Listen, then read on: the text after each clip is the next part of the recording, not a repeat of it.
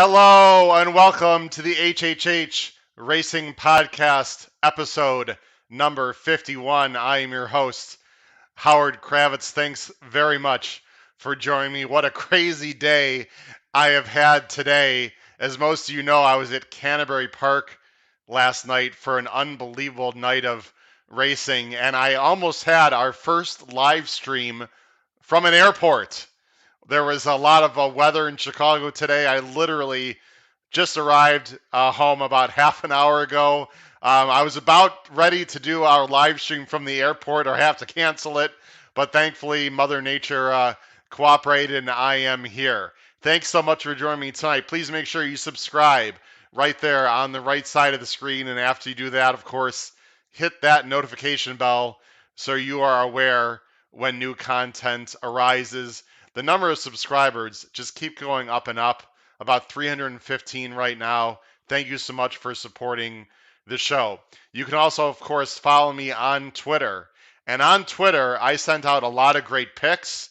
I sent out some videos of Paul Allen, especially doing a live race call from race 1 last night at Canterbury Park.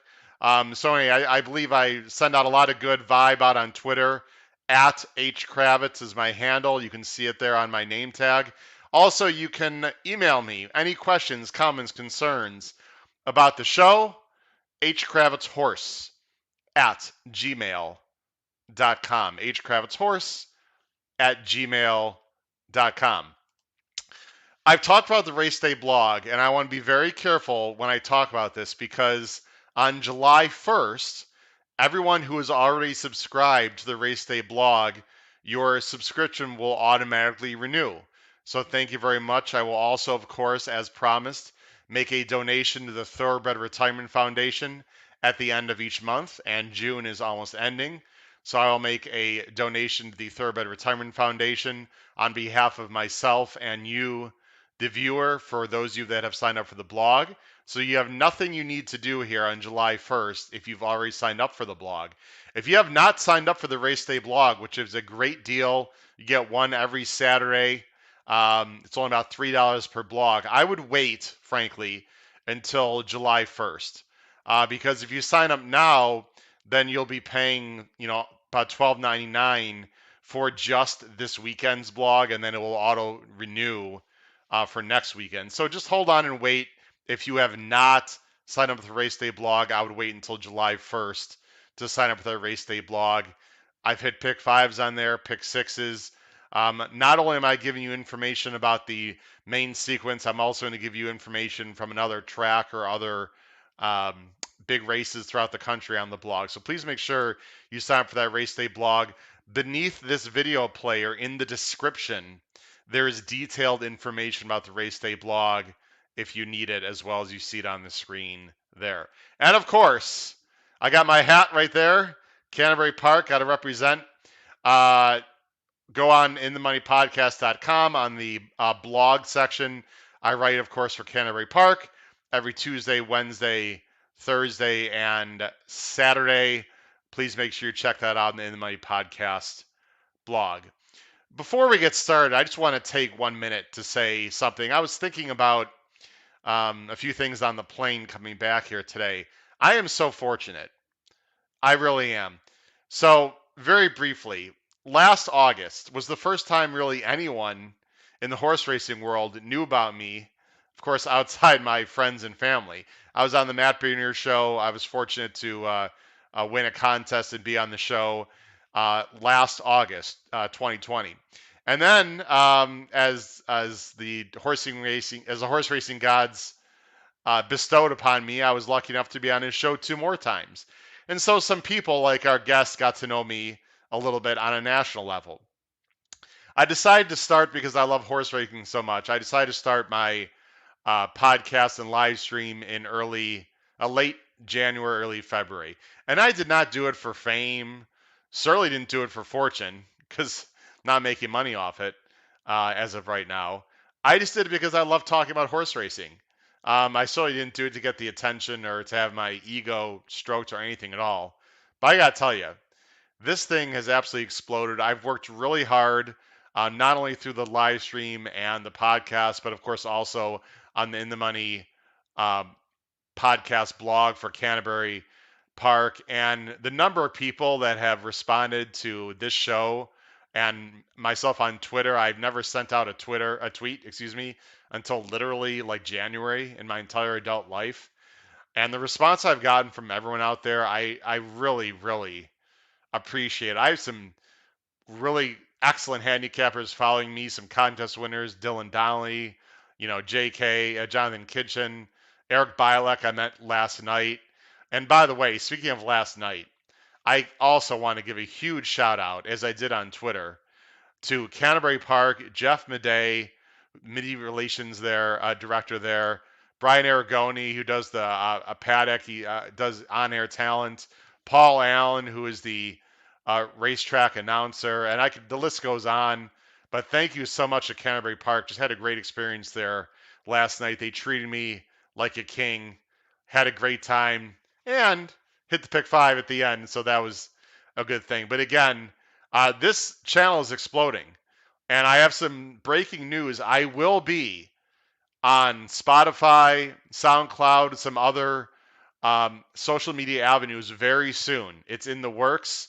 I'm doing some things behind the scenes with some tech people. So eventually, not only are we going to be on YouTube, but we will be on some other platforms, only sound, for those people that like to hear this broadcast that way. So listen, again, I could not do it without you guys. Thank you so much for your support. I really appreciate the attention and the accolades. It's been fantastic. We have a lot of people already on watching the show.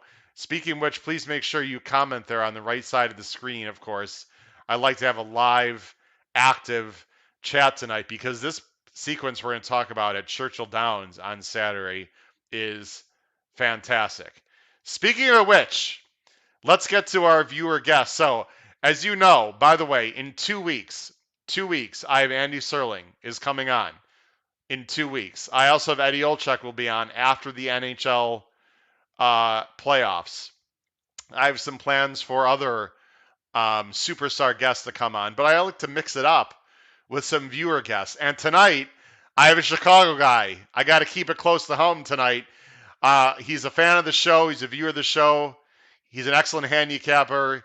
He's been doing this a long time. I'm very proud to have from Chicago the one and only Richard Flax. Richard, how you doing tonight? Real good, Howard. Terrific. Thanks for joining me tonight. I'm glad you were able to stay out of the storms and the raindrops that we had. Before we talk about our famous 10 minutes of post segment and ask you rapid fire questions, why don't you tell the viewers a little bit about yourself and how you got involved in horse racing? Well, it's many hours of my misspent youth. We had a bunch of guys. We would, in high school, we would go to Arlington, and then oftentimes we would go to Sportsman's for the harness at night. But we would, spend a lot of our summer Saturdays out there at the races, and that's been keeping up with it since then. Terrific. It's sort of sad what's going on in Arlington. That's a whole other segment, but hopefully you've had a chance to go out there already, and if you have not, hopefully you'll have that opportunity. So we're going to go ahead and go into our segment, our rapid fire segment, world renowned 10 minutes to post. 10 minutes to post, ladies and gentlemen. Richard, we're going to ask you 10 rapid fire questions. They're going to be on the bottom of the screen. Go ahead and just, we'll go through this very quickly.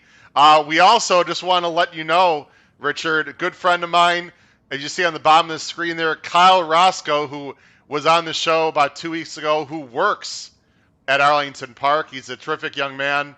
Kyle, thanks for joining the show tonight. Hopefully you'll add to our conversation as well. So again, please make sure you comment there on the bottom of the screen here. Richard, I'm going to ask you some questions. They'll be rapid fire, and then we'll get on with our handicapping. Here we go, Richard. What is the favorite track that you've actually been to or attended? I would have to say Keeneland. When's the last time you were there? No, it's been quite a while. It's probably been 14 years, I think. Terrific. I 97. was there for the first time in fall 2019. I'm going with my good friend Jerry Richmond there in October, so I'm looking forward to that. Do you have a favorite track to bet, Richard? Well, I like to play Saratoga and Keeneland. Both very tough, great meets, both very difficult field sizes and terrific puzzles. Do you have a favorite type of bet? Are you more of a vertical, exact to try kind of guy? Or do you like pick fours, pick fives, horizontal play? Yeah, I'm more of a horizontal player now. I used to be a exacta player, but now I'm more of a horizontal player. I think a lot of people like yourself and myself, the old curmudgeons, we used to do a lot of trifecta plays, and now with all the I shouldn't say new, but in the last 20 years, all this horizontal betting coming in, it's definitely tempted to play that. Do you have a best or most memorable horse racing event that you've been to? Well, I think probably at Arlington when they had just after the fire when they had it in tents and everything. Oh, you were there That for was that. pretty. Yeah, The yeah, Miracle Million, it was called. yeah, yeah. It was there. Wow, that must have been. I was not there. I was actually in summer camp that Yeah, year. I was. yeah. I'd have to go back. I think I was about 13 years old. But do you want to talk about that day? Because a lot of people are not even sure what you're talking about. Well, I don't remember that much about it. I just remember everything was intense, and they had it wasn't much of a problem to bet, Yeah, and, and for that those stuff. people who But don't know, there's a very so bad that fire at big Arlington fire, yeah, Park. that I burned the believe it was thing down. 1986, Richard, I'd like to say, was the year. But Yeah, they were able to literally build portable grandstands, and literally about 2 or 3 weeks after the fire, they held the Arlington Million. It was really, for those that aren't familiar with that, you could read about it or hear about it. It was quite an amazing effort. Uh, do you have a most memorable non-horse racing sports event? Some great sports event that you've been to that was not horse racing. oh, probably one of the games of the Sox in the year they won the World Series. That's probably. Against the Astros Yep, that year. yep. Fantastic. We got a Sox fan versus a Cub fan, which is me tonight. So we're gonna duke it out, Richard. We'll see who All does a right. better job with our. I'll tell you what. I know we have a lot of baseball fans that watch the show. It is not impossible, Richard. It's probably unlikely. It is not impossible for a Cubs White Sox World Series this year. This is the first time, at least in my lifetime, that I can remember both these teams being this good at the same time. Especially the White Sox are outstanding. Hopefully the Cubs can continue to play well also. Do you have a bucket list track or race the event that you'd like to go to, Richard, that you have not been to? Well, I would certainly like to go to Saratoga sometime.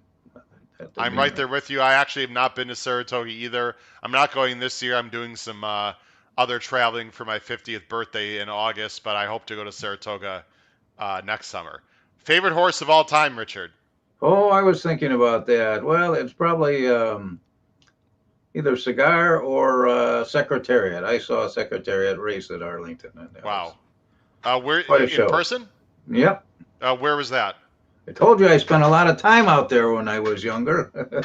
Wow. Arlington, At Ireland, Arlington. he raced it. Yeah, unbelievable. I Yeah. mean, would that be Phil George F or was that before Phil George F? Oh yeah, Phil Georgieff. Yeah. Absolutely. I don't remember anybody before Phil Okay. Georgieff. Phil George F, for those you don't know, was the longtime announcer at Arlington Park.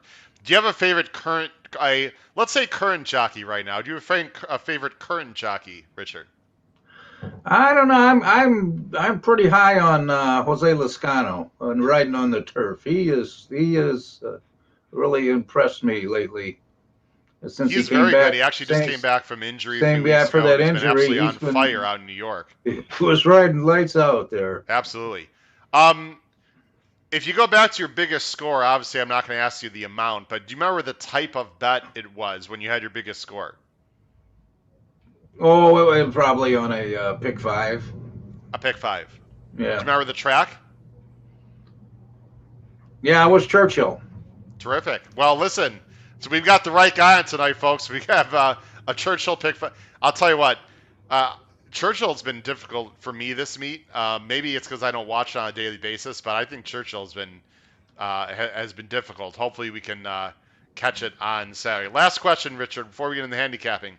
Is there someone on TV, either TVG, Fox, some other network that you really enjoy listening to? I like the Maggie Wolfendale and Acacia Courtney. I think they are really sharp on the physicality of the horses. That's what I like. They can spot a good physical specimen there. Yeah, of those two, I mean, I like Acacia Courtney as well. I think Maggie Wolfendale is the best paddock reporter in the country. I mean, she spots horses. I There's been 2-1 favorites that she hates, and they run up the track. I've seen 30-1s that she loves, especially like turf runners, and they run huge. I think she's absolutely outstanding. If you bet Naira, and I don't know why you wouldn't, you have to pay attention, in my opinion, at least to Maggie Wolfendale. All right, so Richard, let's get on with the pick five sequence. Now, before we do that, let's talk a little bit about Churchill on Saturday. This is closing weekend. They have a mandatory pick six payout on Saturday. We are not going to cover race 7, which is the first leg of the pick six. It's an all stakes pick six, which means, of course, it is an all stakes pick five. We're going to focus mainly on the pick five. Also, I want to talk about the Fleur de Lis, which is earlier in the card. But this sequence is fantastic. Let me go ahead and Excuse me. bring everything up on the screen here, and just so everyone knows, and I'm going to turn off the scroll here as well. Give me 1 second, please. Um, as you folks know, you cannot see replays through DRF. So it's not easy for me to show replays tonight. I'm going to show a few, but not too many. Otherwise, I'm going to be switching back and forth a lot because I have one monitor, and it's just not easy for me to do. There's one replay I'd like to show. But otherwise, I highly recommend you go on to twinspires.com or any other ADW they might have, and you can watch replays. I'm assuming, Richard, are you a visual player? Do you like to watch replays, or do you mainly count on the past performances? No, I gotta watch the replay. That's why I'm disappointed about Churchill not having the replays on there. Yeah, they don't have replays through DRF. So yeah, we're going to try to show some replays tonight. Let me go ahead and go right into the first race that we'd like to talk about, which of course is not, like I said, it is not part of the pick five or pick six. This is race 5. It's the grade 2 Fleur de Lis. It's $300,000. They're going a mile and eighth. Fillies and mares, a mile and eighth on the dirt. Richard, you said you wanted to talk about this race, or you handicapped. Who do you like in the Fleur de Lis? Well, I'm the 4 and the 5. I'm kind of discounting the Triska. I think she's going to have a hard time winning her third in a row. Tell me why you like En So, Route the 4. This is a horse that I've been touting actually on this show a few times. well, I just think she has a really good runner. She always gives her best. Uh, her speed figures are as good as anyone's in there. Yeah, she's solid. She ran huge last time. Not the greatest field. She got 100 by her. Uh, Before we talk about Latruska, you like the 5 Spices Nice, who will, pun intended, try to spice up the prices. This was over $1 million buy. What do you like about the 5? Anything in particular, Richard?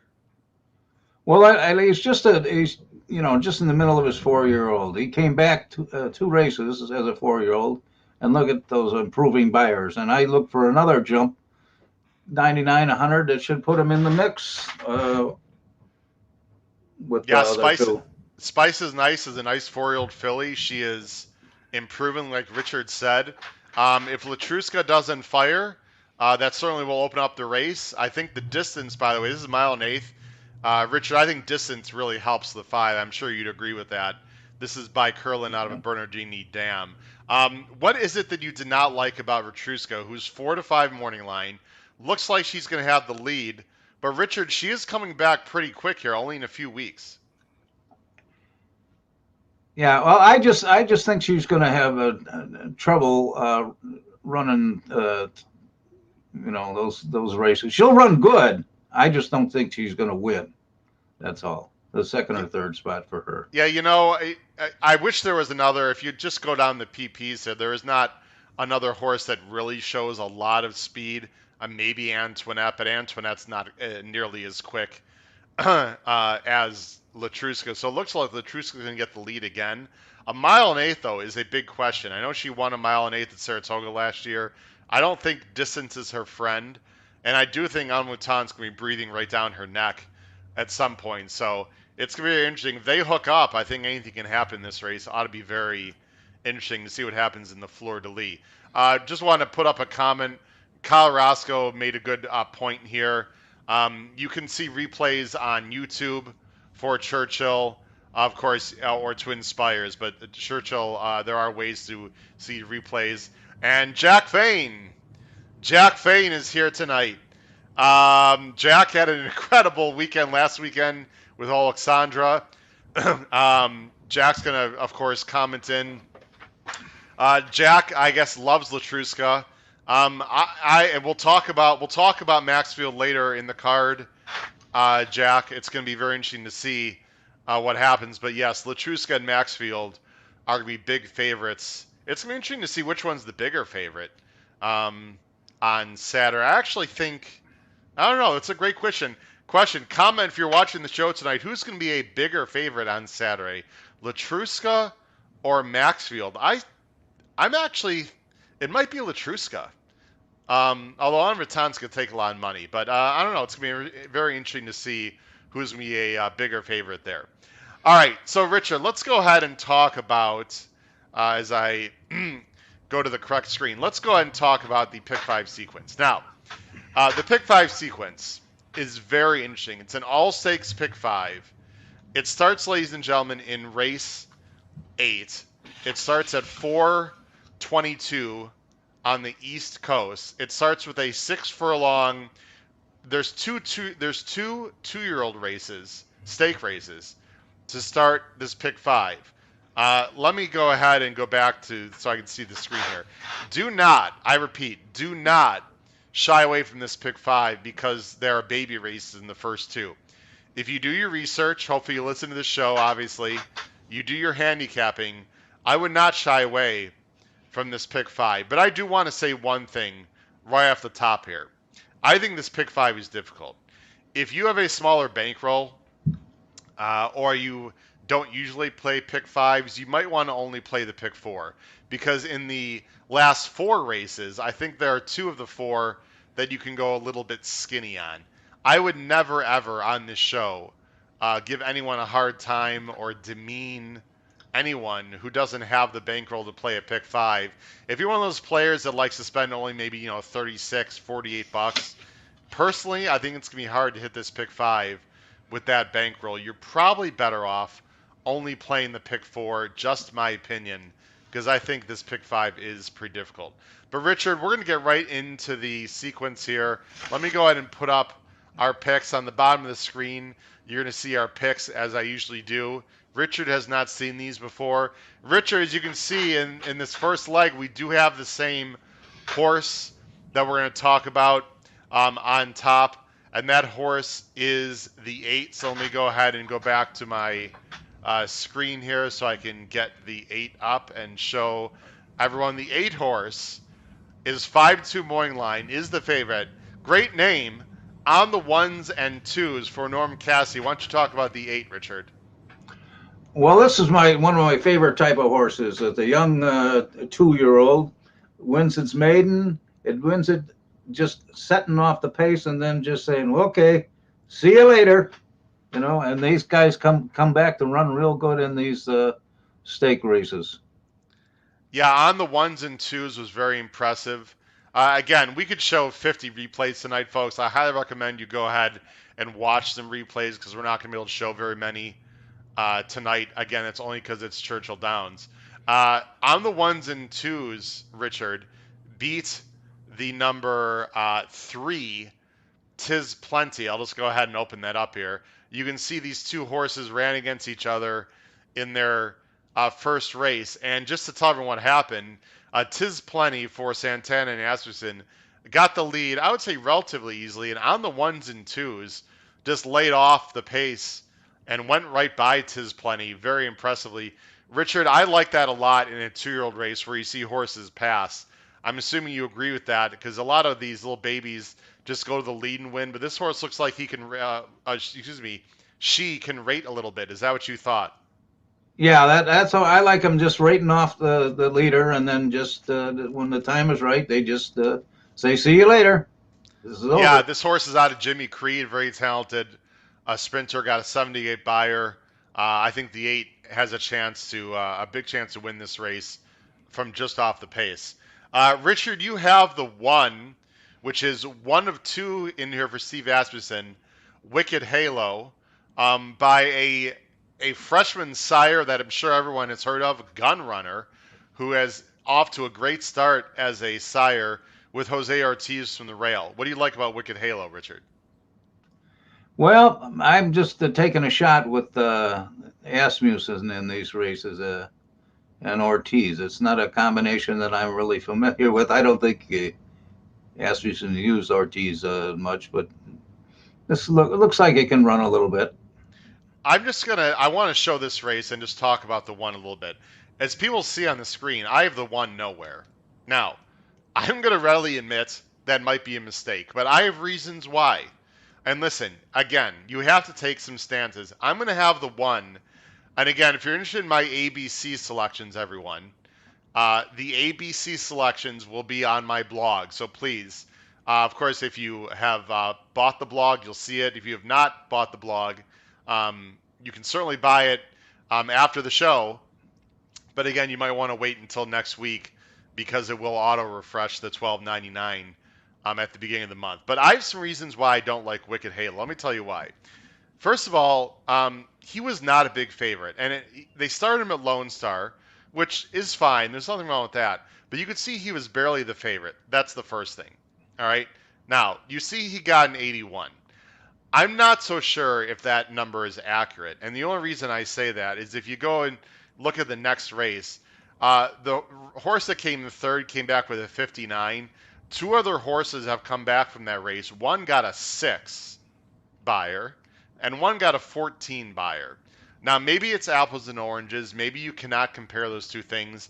I'm numbers for going 5 furlongs is a little bit tricky. I'm not so sure that number is fully accurate, and I believe in buyers. The other thing is I want to show this replay. Wicked Halo, who's the 2, got a very simple lead. You're going to see she's on the inside here, and really um, won relatively easily. And you're probably thinking, what's wrong with that, Howard?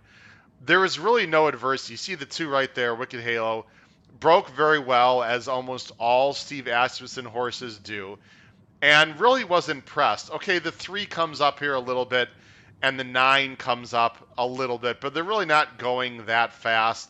They're going to flash the fractions there on the screen. Wicked Halo looks very comfortable. Again, the 3 was 18-1. They went 22-2, but going 5 furlongs on that track, for obviously for a baby, that's fine. You can see right here, Wicked Halo is free, and let's go ahead and show she goes on to win the race, fairly comfortably. Here's my issue with Wicked Halo: is she didn't take a ton of money in this race. Number one. Number two, there's a lot of speed in here. And I do not believe, and going 6 furlongs, by the way, I do not believe the rail is the place you want to be in a 6 furlong baby race. These are basically little kids out there. These are like 9 and 10-year-olds running around the track. Um, Maybe she's just going to get the lead and wire the field again, but I'm going to play a little bit against. Just my opinion. A horse that I am very interested. Well, actually, we both. Let me talk about the 7 a little bit. I have the 7 Behave Virginia in second. Ken McPeak has a very nice string of 2-year-olds this year. This horse is by Unified, another new sire out of a mineshaft mare. When Kenny McPeak puts a first-time starter out there and wins by 5, I think you have to take notice. This horse has worked very well since. I think Behave Virginia has a huge shot. I have her in second. And Richard, we both have the 2 Cartel Queen in third. What is it you liked about Cartel Queen? Because she looks a little bit slow on the buyers, Richard. Well, Amos is on fire at Churchill, and 32%. Not I bad. just, I mean, this is another one that a horse that just set off the pace and then went on its way, and I just um, can't not include an Amos horse in there at this point with the record he has right now. Yeah, I think you're They're bringing up happy some with. excellent points, Richard. I like this horse actually quite a bit to possibly upset this field. I like the breeding that obviously she wants to go longer. She's out of a Milwaukee Brew mare. That last trip she got, by the way, was not easy. She had to sort of switch out and alter course. So she had to endure some adversity. I like that a lot. I think the two is very interesting. My overall opinion is I really like the 8 and 7, a little bit of the two. I'm going to use the one, but I'm going to use the one defensively. I'm trying to beat that Asmussen. It should be mentioned that Asmussen does have two in this race, Richard. And the Right. other one that he's got, as I go back to the screen, is the Mhm. three Tis Plenty, who I don't really like much at all. Santana goes to the three. I think that's mainly because this is a Hellenbrat stable, and Santana rides almost exclusively for this stable, or excuse me, for these owners. Obviously, he rides for Asmussen. It's not a knock on the one that Santana's not on this horse. Of the two, I like the one better. I think the three has run twice and has run just fine, but I don't like the fact that this three is going to take plenty of pace pressure, personally. I see two comments on the screen. Let's see what we've got here. From the Shake Up. The Shake Up, thank you very much, Shake Up. Thanks for joining the show. I'm glad you're here. Um, Again, Kyle wants to chime in. Kyle, did great minds think alike? Hopefully, Kyle. Um, it's nice to know that someone else agrees with me. He likes 872. Also, I think the two is very interesting at its a price. I actually have the two as an A. Full disclosure, everyone out there. I have two, 7, and 8, all as A's. I think the two is interesting to come off the pace. She's going to have to improve, though, for sure, in this race. Let's go ahead and talk about the next race, Richard. And the next race, Richard, is another 2-year-old race. As I go ahead and switch screens again, bear with me, folks. This is also for $150,000. This is a also graded. By the way, that last race was a grade 3. This is a grade 2. This is the Bashford Manor Stakes. This one is for colts going 6 furlongs.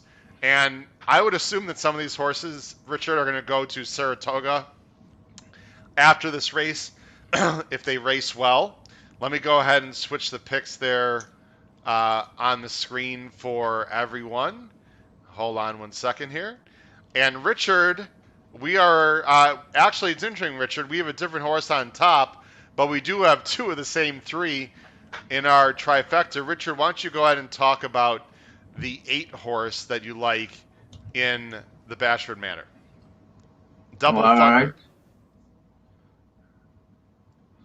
Well, again, this is another one of those that just sat off the pace and just went on. I mean, I've had tremendous success with those in the past at decent odds. I'm assuming you're a pretty big fan of Todd Pletcher. He's always been good with his 2-year-olds, of course, Yeah. for sure. Um, I'm a little bit against Double Thunder. Now you don't see Double Thunder on the screen. There's two reasons I'm against Double Thunder. And again, folks, listen. If the one wins the first leg and the 8 wins the second leg, um, I'll still be alive because the 8 is a B for me. Just to let everyone know. No disrespect to Richard whatsoever.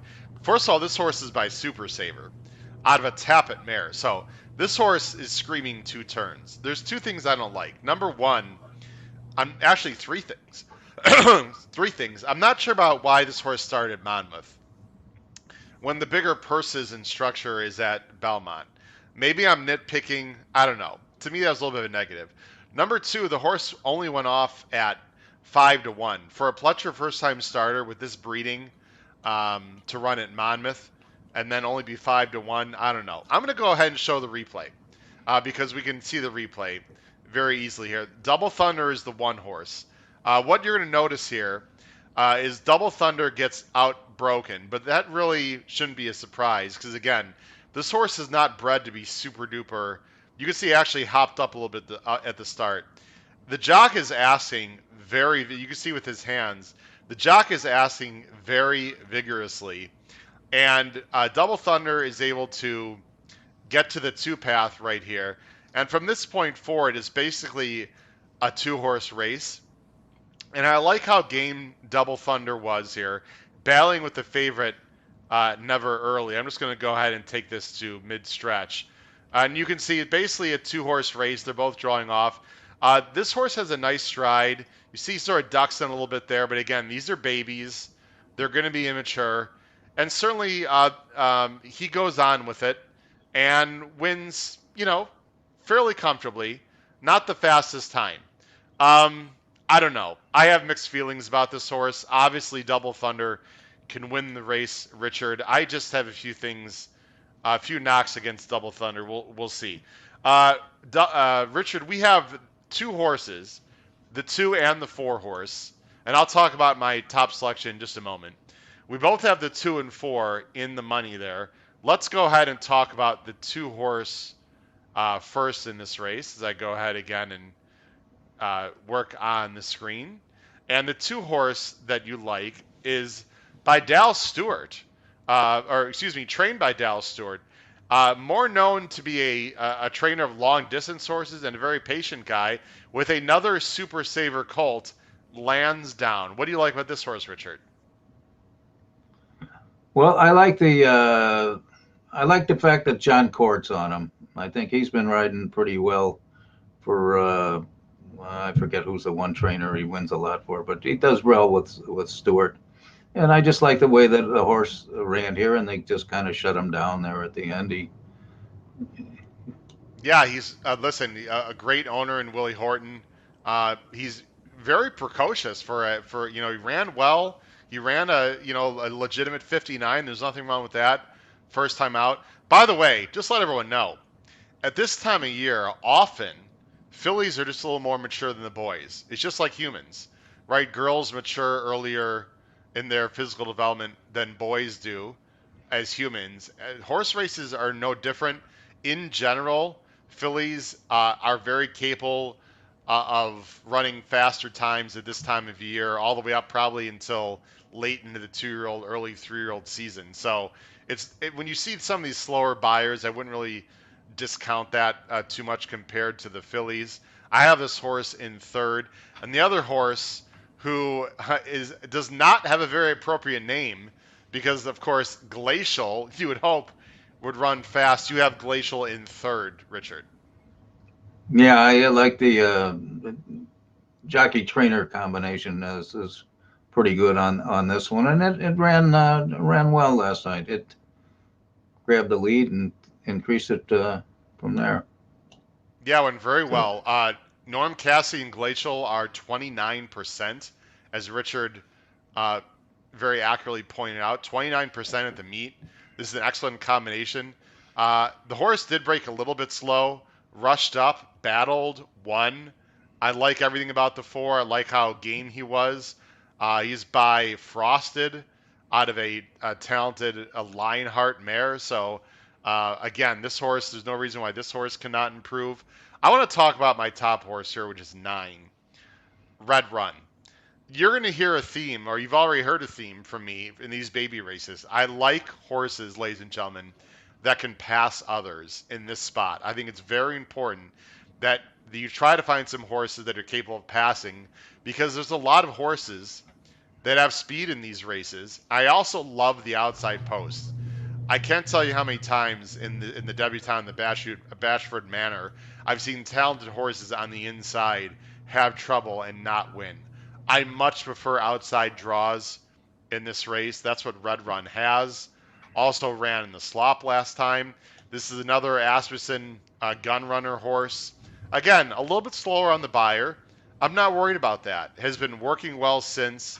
Has not ran in a month and a half. Has got Santana. This is Winchell Thoroughbreds. I like a lot of things about Gunrunner as a sire, and Red Run probably will not be the favorite in this race. We'll have to see. By the way, Richard, I had the pleasure. I tweeted this out.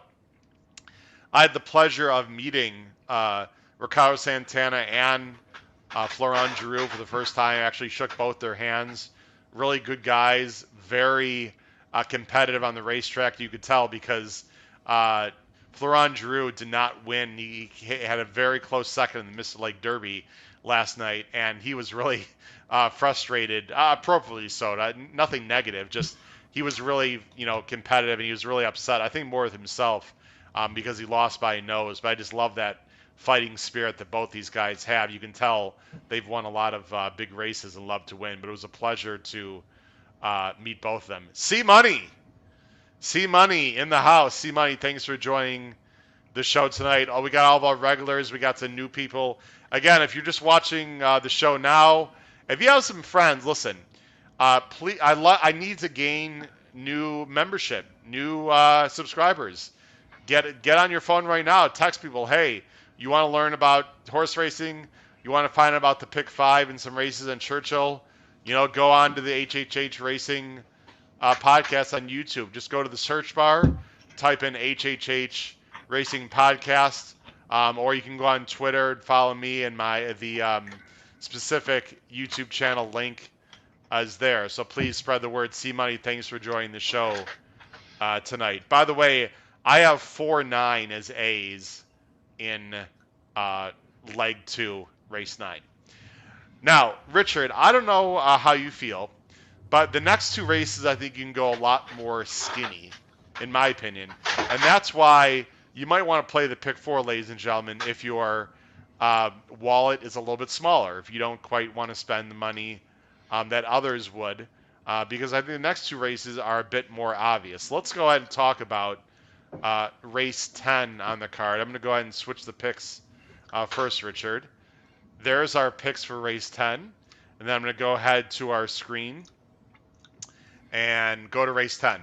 Race 10 is the grade 2, $300,000 Wise Dan. Wise Dan, pretty darn good horse. What a fantastic horse, Wise Dan. A pleasure to watch. Breeders' Cup winner. This is mile 16th on turf for older males.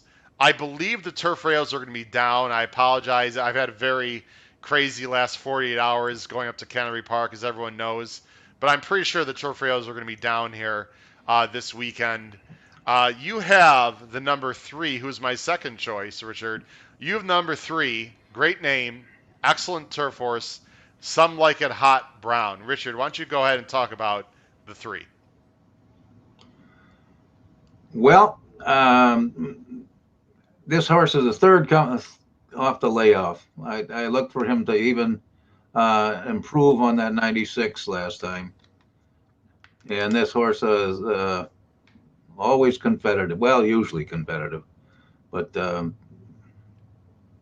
I looked him. You throw away that 7th place and the 9th place, and he's pretty darn consistent in there. Yeah, before those last 2 starts, he was good. This is the 3rd start of his form cycle. Richard, do you look at pace quite a bit, and do you think this horse is going to have the lead, or do you think he might have some challengers early? How did you see this race unfolding? Well, I thought the jockey's going to judge there whether he's going to sit in the pocket or he's going to go on for the lead, depending on what some of the other outside horses do.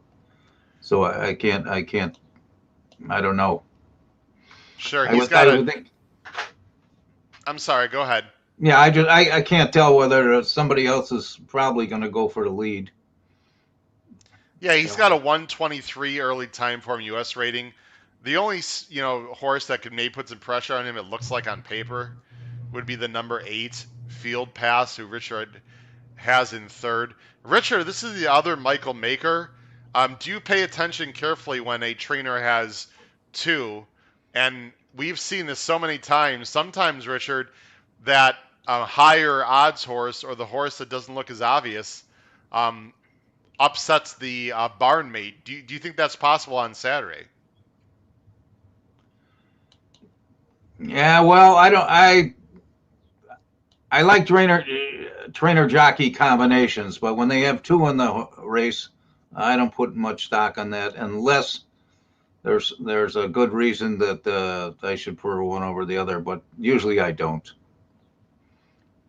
Yeah, because usually the trainer has pretty good record with both the jockeys. yeah, for sure. That's something that I always take a look at. You see, I do not have Field Pass in my top three. I suppose in love, actually, in love early is not that fast early. It looks like to me, some like it hot brown has a chance to get loose in here, and if he gets loose, he's gonna be dangerous. I suppose Mutakatif could be up close to the lead, but I don't think he's fast as the three. You've got the seven, Richard, who I have in third. You have the seven, Ride a Comet, in second. This is a horse trained by Mark Casse, who's got some big buyer numbers, Richard, a 101 and a 103, and two of his last four. Is that what you liked about Ride a Comet? Yeah, I just see this horse is continually improving, except for this last race. But so I'm gonna just ignore that one. Okay, yeah, Ride a Comet. I have in third. I'm a little concerned, Richard, about the distance with Ride a Comet. I think Ride a Comet is much better going shorter, in my opinion. He did win the Del Mar Derby uh, 3 years ago, going a mile and eighth, but he only got a 92 buyer that day. It looks like his best numbers are going a mile. I don't love him in this spot. I'm going to use him very defensively. A horse that I'm going to lean on in this sequence, not solely, but a decent amount, is the number one, Set Piece. I think Set Piece is outstanding right now. I think Set Piece is ready to take a step up in class. Um, he is very good. Those last two efforts, you'd have to watch them. He won easily. I mean, better than it looks on paper. The last race, okay, fine. It wasn't, a tremendous field. I understand. Let's take a look at it. I mean, he beat Ramsey's Solution, Gray's Fable, another mystery. Parlor, who actually ran last night at Canterbury Park and frankly did not run very well.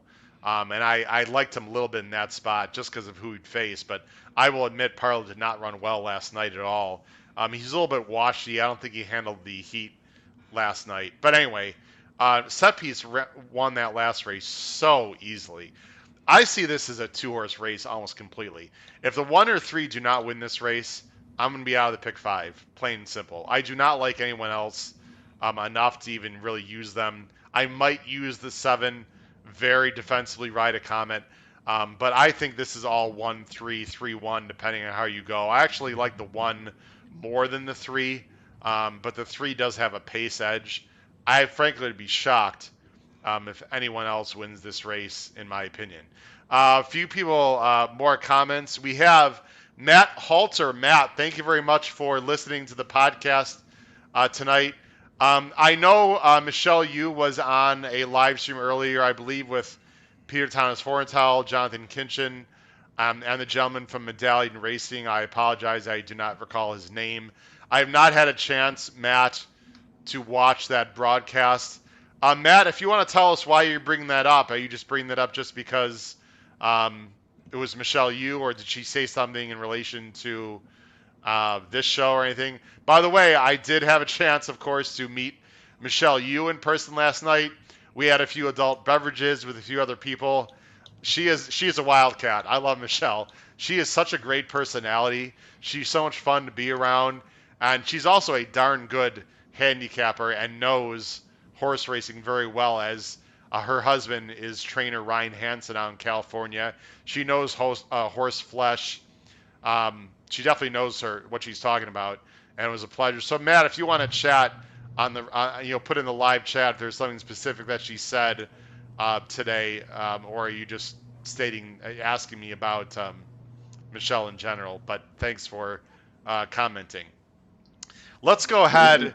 to leg 4 of this pick 5 sequence. And again, possibly the biggest favorite in this pick 5 will be in race 11. As I go ahead and as everyone knows, I wear many hats. Let's go ahead to race 11. Race 11 is the Stephen Foster. This is the premier older dirt race at Churchill for the meet. It's a mile and an eighth. It's a $600,000 purse. It's a grade 2. It's for older, like I said, males. This is a field of 9. By the way, I haven't even mentioned the field sizes. The first race, the debutante was a field of 10. The second race was for 2-year-old colts, the Bashford Manor. That's a field of 11. The Wise Dan, the last race, is a field of 10. This race is a field of 9. Ladies and gentlemen, Churchill Downs has created some huge fields for tomorrow night, which is going to make the betting fantastic, not only in the pick 5, but also vertically. Richard, we are going with the Moto Obvious horse here. I'm going to go ahead and talk first, Richard, if you don't mind. Maxfield is 4-5. Brendan Walsh, Jose Ortiz, 6-7. The only loss, and with all due respect to Maxfield and the Godolphin folks, I was very happy when Maxfield lost 2 starts back because he lost to a horse that I touted and loved in that race, Idol, who has not actually raced since. But Maxfield is 6-7. He's had plenty of his physical issues.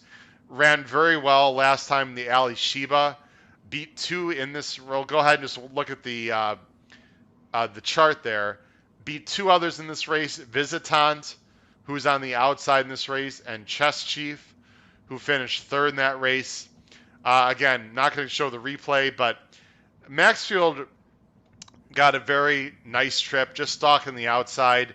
Went by Visitant in the stretch. That was a very weak field, in my opinion. And I got to say, ladies and gentlemen, I'm very disappointed with the field this year in the Stephen Foster. I tweeted this out. This is not the Stephen Foster that I can remember in the past. I don't know if it was the timing or just the older male division is a little bit weak, but this is not a strong field. If Maxfield runs his race, I think he's going to be tough. But I also do not think he lays over this field. In fact, I personally have 3 B horses in this race, and I have 2 C horses. So I would love to see Maxfield lose this race, in all honesty.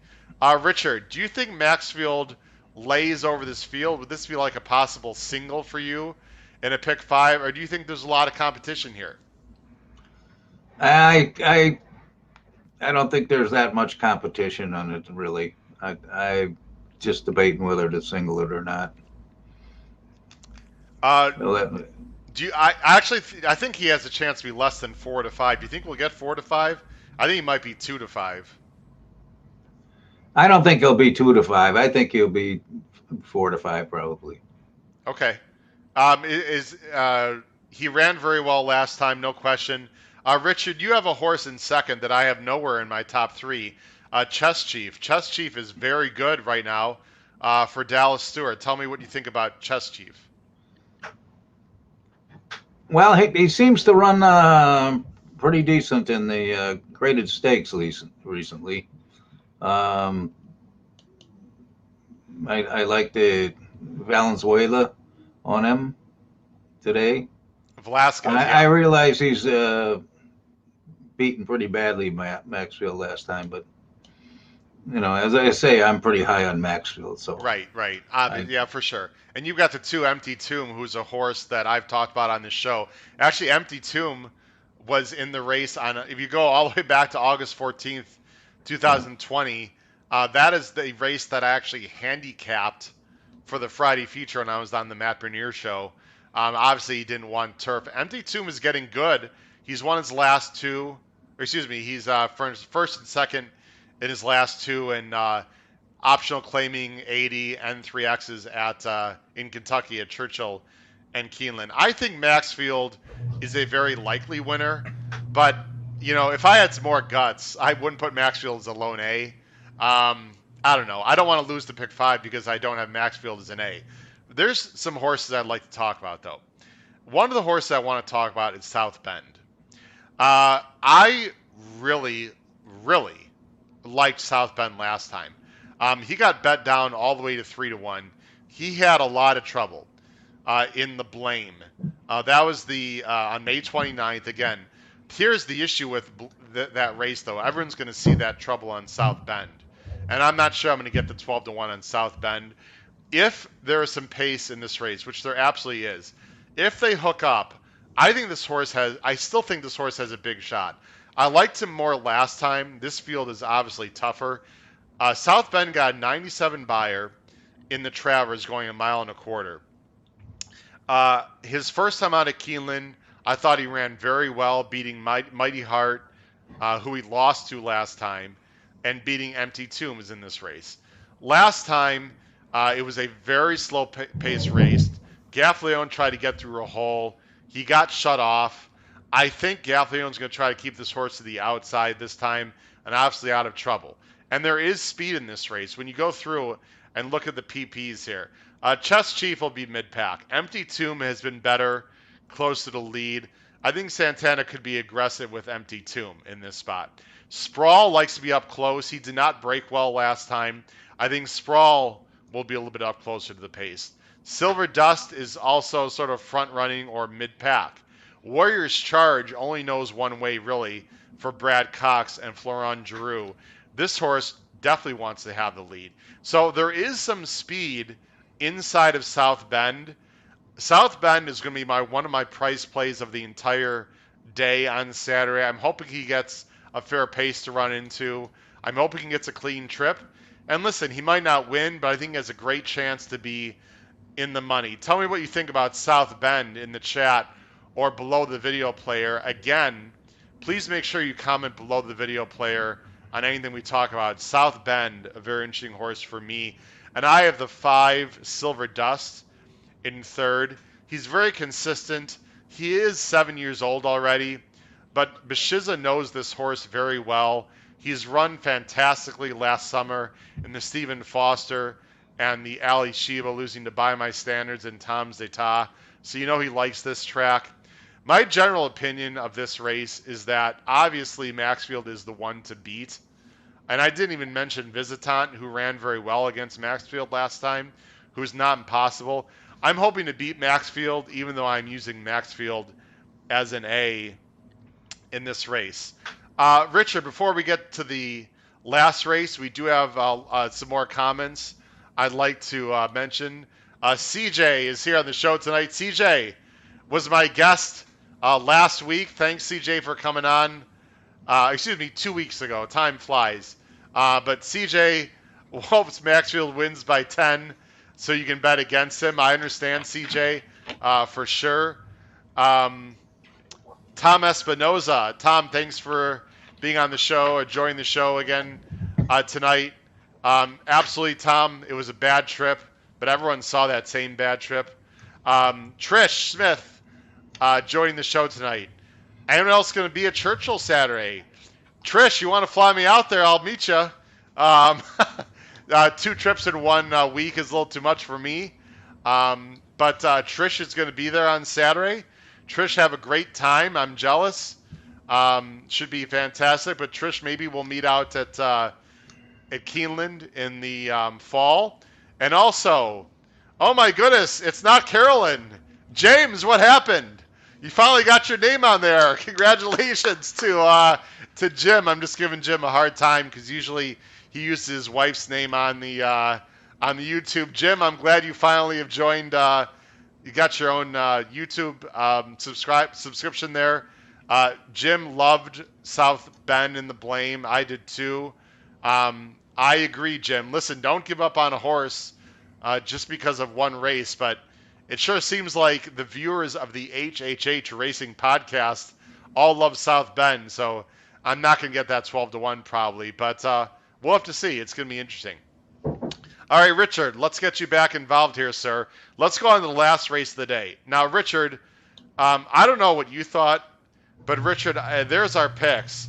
I thought this race was by far the toughest race of the pick 5, and I think you really have to save your money. Before I even get to the PPs, Rich, I'm going to go ahead and bring you on screen here. Uh, what was your opinion of the last race? Without getting to the picks, just did you think the race was as wide open as I thought? Um, no, I honestly didn't. Oh wow. I Okay. realized that South Bend had trouble last time, but I mean, his other races before that weren't all that Now I'm talking great. about this next Okay. race that we're going to talk about, Oh, the last race. well, all I know is my picks. I would have to see Okay, no problem. I'm the sorry. I put you horses on and the see. spot. No problem. And I Let me go ahead. I apologize. That's my fault. Hold on one second. All right, let's go ahead and let's go to the last race then. You've got the 10 on top. I thought this race was very, very difficult, everyone. I have got, and I'm just looking at my ABCs right now. 1, 2, 3, 4, 5, 6, 7, 8, 9, 10. I have 11 of the 13 signed on, ladies and gentlemen, in my ABC. So it's not a weighted all button, but it's almost an all button. There's only two horses that I would not use in my pick five here. But again, that's why I think you should use an ABC ticket, folks, because unless you want to hit an all button, you're going to be spending a hell of a lot of money here in this last race. So Richard has the number 10. Oh, I'm sorry. I didn't even give the conditions.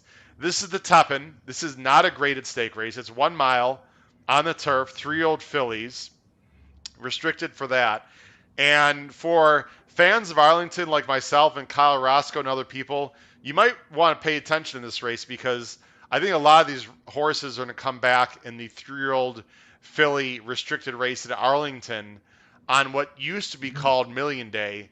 Now it's called the Mr. D Stakes, but they have a race at Arlington in about a month and a half called the Pucker Up Stakes, and I have a feeling a lot of these horses are going to be coming back in that race.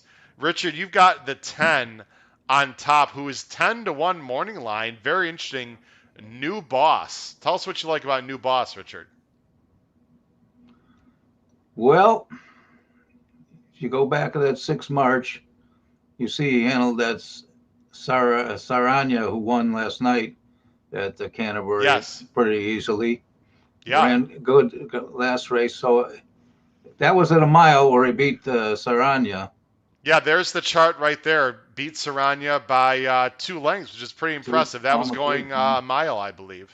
Yeah. Yeah. So that definitely. I'll just go show Saranya's PPs.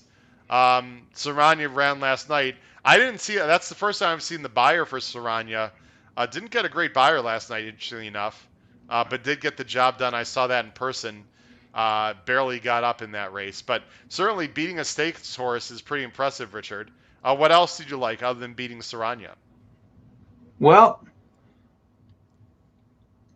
I just I like I think Calhoun and Bacheza have a pretty good jockey trainer combination. I'm pretty into those combinations. Yeah, you mentioned that a few times. They are Yeah. 19% at this meet, 23% this year, and Bishiza knows this horse very well. You have the number 1 in second, Richard, and I have the 1 on top. So I'll let you go ahead and talk about the 1 first. Was there something specific you liked about the 1? Well, one of my favorite trainers, Graham Motion. Very low key guy, but this horse is steadily improving. Is coming second off the layoff, and Yes. So you that's think it. she'll probably improve then, correct? I think she's going to improve. Yeah, I think she's going to improve by about 4 or 5 points. Yeah, let's go ahead and take a look. Now, Invincible Gal is my top choice.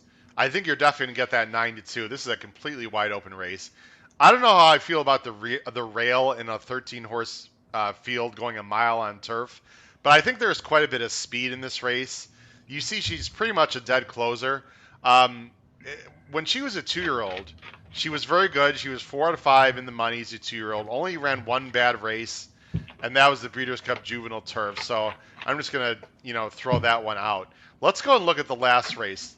The last race was 7 furlongs, a distance I think is a little bit short for her. This was the soaring softly.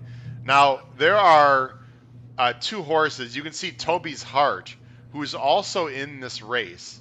They were both in the race together. So let's go and watch this race. Invisible Gal's the 10, and Toby's Heart, who figures to take money in this race on Saturday, is the 6. What I like about the 10 here is the 10 was wide almost the whole time. Let's go ahead and fast forward. You see the 10 right there broke well there in the sort of purple blue silks. And meanwhile, Toby's Heart is the 6 right here on the inside. I'm going to let this race run a little bit because we have the time, and it's a very interesting race. I much prefer, you see the 10 Invisible Gal back here. Turf horses in general like to be covered up, especially the Euro bred horses. And you see Invisible Gal there is on the outside right now in the 4 path, while Toby's Heart is saving ground. Also keep in mind that the 10 horse in this race, who of course is the 1 on Saturday, this was her first race after the layoff. She makes a little bit of an early wide middle move. Usually not a good thing. Now this was on the Widener, so sometimes being wide in the Widener is not the worst thing. But this horse is legitimately losing ground the whole way. Meanwhile, Toby's Heart right here is saving ground. Now when you watch in the stretch, the 6 is absolutely going to have trouble. You see the 10 here is still wide. The 6 has trouble. You see right there, this 6 had to switch out. Invincible Gal does have a clear trip, but she is still running and running well and actually making up ground here on the leader on the wrong lead while she was wide the whole way. You see Toby's Heart is right there in the black cap. I'll go and let you watch the stretch one more time. Again, Toby's Heart had to wait and shift out. Meanwhile, the 10, Invincible Gal, is in the clear. But again, Invincible Gal, this was her first start off the layoff, and she was 4 wide, 3 to 4 wide most of the way. So I'm assuming you saw the same thing there, Richard, and the fact that she was wide. Did you see that replay? Any thoughts about watching the replay, Richard? Yeah, I took a look at that replay, and that's pretty much how I saw it. That she was very wide on that. Yeah, and we both think she's going to improve second time out. And there is speed, folks. There is speed. Sylvia Q has speed. There's stretch out sprinters here. So, Town Avenger was more mid pack. Navratilova, great name out of the Dam Center Court. Love it. Love the name for you Wimbledon fans out there. This horse has speed. Bullseye Beauty absolutely has speed. Adventuring, who we'll talk about in a second, can rate a little bit, but definitely wants to be up close, it looks like. Malloy looks like she has speed. New Boss definitely has speed. And when she got that buyer, she went wire to wire in that mile turf race. I will say about New Boss, though, that when she got that 84 buyer, look at the fractions. There's no way that she's going 25 and 1 and 50 and 3 to the half of this race. Commander's Palace more mid-pack. Again, Barista more mid-pack. Arm Can't Closer. But there were 4 or 5 horses that look like they want to be up close. And so I think this race is going to set up for a closer personally. Richard, we both have the 7, Adventuring, in the money. You have the horse third. I have the horse second. What do you like about Adventuring? Well, I'm kind of intrigued by those turf workouts on there, and it's Brad Cox, the Pioneer by the Nile, a fairly decent turfer. Yeah, I agree with everything that you echoed there. Yeah, Here's what I like about this horse, Richard. If you can see, obviously, Brad Cox wanted to get this horse on the turf yeah, desperately, right? The first 3 races were scratched off the turf. He yeah. could just not get this horse on the turf at Fairgrounds, and still she ran well. She ran huge in the Bourbonette, by the way, huge on the Poly. Won that race, winning, being wide almost every step of the way, winning by 2. I will admit that I bet her in the Black Eyed Susan just because she had run so well in the dirt. She was horrible in the Black Eyed Susan. I don't know if she just didn't like the Pimlico strip, or it was a very fast paced. I will say that. If this horse can rate just off the speed, I think she has a huge shot. I have a sneaky suspicion that Adventuring might be the favorite. We'll see what happens here. She's run well every time except for that last race. As Richard mentioned, Cox got some works on the turf, so she's been able to get her feet over that Churchill strip. I think Velasquez is going to sit just off the pace and have first run on the closers. But this is a huge field, so you're going to need the right trip. By the way, the dam questing, as you can see, ran twice on turf, but the siblings won 267,000 on the turf. Romantic Pursuit, this was a sibling of questing, was the main horse there that won a lot of money for her on turf. So obviously, this is the same breed. You can see obviously by out of a Hartspun mare questing, of course. That was a Migdali Doro sire. The number 7 Adventuring is by Pioneer of the Nile. But Pioneer of the Nile, if you take a look, certainly can sire some route runners. Just how about 11 million on the turf for Pioneer of the Nile? Midnight Storm, a very nice Pioneer of the Nile on the turf. You just can go down and take a look. There's a few. This Irish Freedom, a nice Euro on the turf. Insta Irma, a nice horse on the turf. So again, Pioneer of the Nile can absolutely get a turf horse for sure. I have the 5 in third, Navratilova. This is a soft third choice. I'm not sure about the distance. I just use the 5 because I love Rusty Arnold. I think he's very underrated. Yeah, he I think. is. I'm sorry. Go ahead, Richard. Yeah, he is. I think he's a very dangerous trainer here. Yeah, he wins with prices. He is a small stable, but I have a lot of respect for him. I like Brian Hernandez. He's a save ground kind of jockey. I don't know if a mile is the best distance for Navratilova, but I used her in third because I believe she's in very good form. And last time she did close wide from a wide post. So again, Uh, I'm not showing my ABCs. You can find that on the blog, everyone. I have 157 as my A's. Not in that order, though, as you can see. But I have those 3 horses as A's. I have a lot of horses as B's. I have a few horses as C's. You've got to make some decisions, ladies and gentlemen, in your pick 5, what you're going to do. And speaking of that, let's go ahead and take a look, Richard, at my caveman ticket as I go ahead and take the PPs off the screen. We talk about ticket construction here for a minute. Again, I talked about this a lot, Richard, on this show. A lot of people like to go deep in the early legs because they just want to be alive, right, Richard? I mean, no one likes getting knocked out yeah, in the first leg yeah. of the pick 5. But Richard, I would assume you think that you have to save some money for this last race, correct? Well, yeah. They got to spread pretty wide in that one. Yeah, I mean, you're gonna have to go. You're gonna have to go deep. Sorry, James was talking about. Jim was talking about how he's able to get on the show here. Tom gave him a little bit of crap, and listen, if you can't have a little fun on this show, you're not gonna have fun anywhere. I'd love to bring on our guest comments there. But here's my recommendation to everyone. All right, let's talk about the pick 5 first. And again, if you receive my blog, you'll get more detailed information. I think you can go skinny in legs 3 and 4. Now, I am not a caveman player, and I want to make this very clear to everyone because I've had a few people contact me, Richard, on Twitter. I know you don't see my Twitter account. Oh yeah, I go on your Oh, Twitter you do account. see it. I'm sorry. I Have apologize. I just haven't been on it Oh, no the problem. last Great. day I'm or glad so. you're on Twitter, Richard.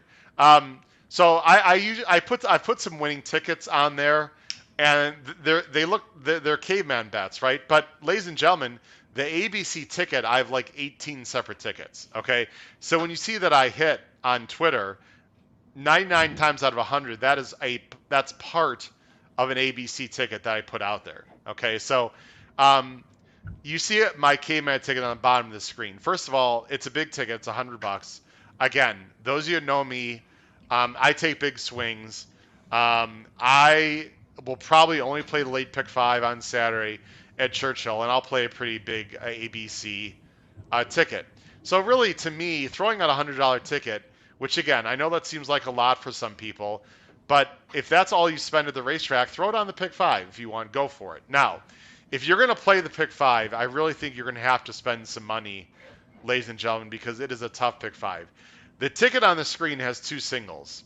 That's very risky in a caveman ticket, obviously, correct? I mean, those two horses have to win, otherwise, you're going to lose that ticket. But for me, I think you have to go deep in the 2-year-old races, and I think you absolutely have to go deep in the last race. So, again, you can obviously go a lot cheaper in the first leg, second leg, and fifth leg, and then use more than one horse in those middle two legs, but you have to take some stands somewhere.